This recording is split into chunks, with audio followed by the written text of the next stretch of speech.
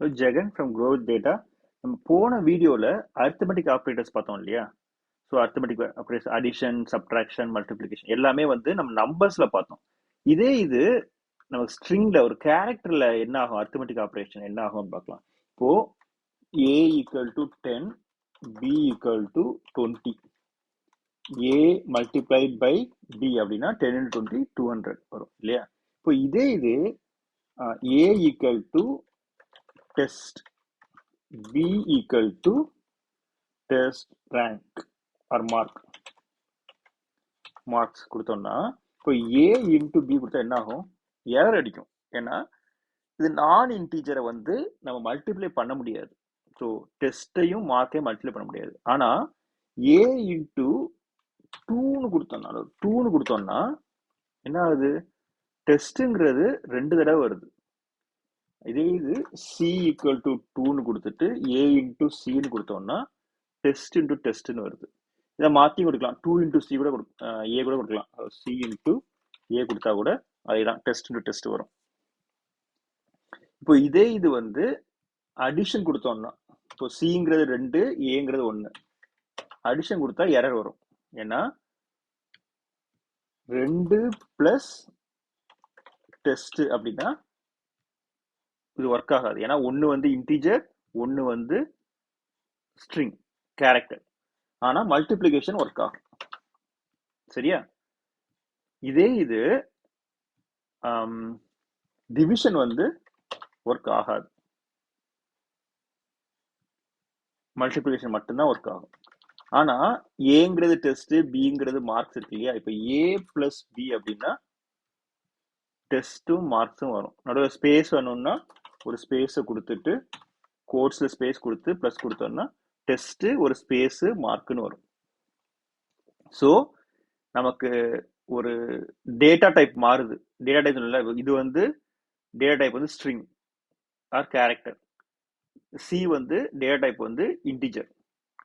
Data type எப்படி பார்க்கலாம் அப்படின்னா டைப் ஆஃப் ஏ கொடுத்தோம்னா ஸ்ட்ரிங்னு வருது இல்லையா? டெஸ்ட்ங்கிறது ஸ்ட்ரிங்.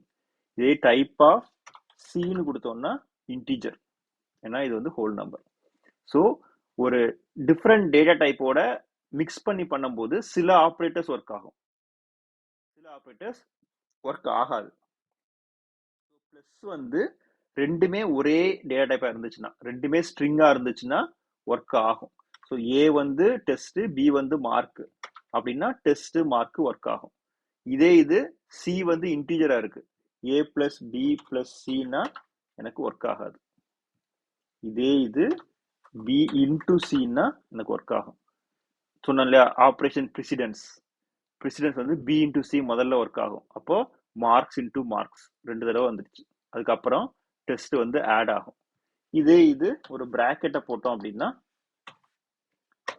முதல்ல டெஸ்ட்டும் மார்க்கும் ஆட் ஆகும், அதுக்கப்புறம் அது 2 தடவை வரும். ஸோ டெஸ்ட் மார்க்னு வந்துடுச்சு.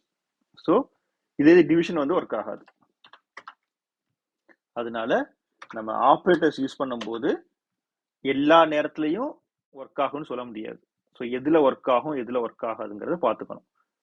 மல்டிப்ளிகேஷன் வரும்போது டிஃப்ரெண்ட் டேட்டா டைப் இருக்கலாம், ஸ்ட்ரிங்காகவும் இன்டிஜராகவும் இருக்கலாம். ஓகே, மல்டிப்ளிகேஷனுக்கு. அடிஷனுக்கு ரெண்டுமே சேமாக தான் இருக்கணும். ஸோ மல்டிப்ளிகேஷன் ஒர்க் ஆகுது எனக்கு, ஆனால் இது அடிஷனை போட்டோன்னா ஒர்க் ஆகாது. டிவிஷன் வந்து எதுக்குமே ஒர்க் ஆகாது. டிவிஷன் வந்து ரெண்டுமே ஒரே டேட்டா டைப்பாக இருந்தால் மட்டும்தான் ஒர்க் ஆகும். அடிஷன் வந்து ரெண்டுமே ஒரே டேட்டா டைப்பாக இருந்தால் தான் ஒர்க் ஆகும். ஆனால் மல்டிப்ளிகேஷன் மட்டும் வேற 2 டேட்டா டைப்பாக இருந்தால் ஒர்க் ஆகும். இது -50% இல்லையா? சப்ட்ராக்ஷன் ஒர்க் ஆகாது.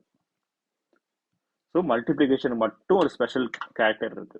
ஸோ அரித்மெட்டிக் ஆப்ரேட்டர் படிக்கும்போது டேட்டா டைப் இன்டீஜர் இல்லாம ஸ்ட்ரிங்கா இருந்துச்சுன்னா எப்படி ஒர்க் ஆகும் அப்படிங்கிறத பார்த்தோம். Hope this helps.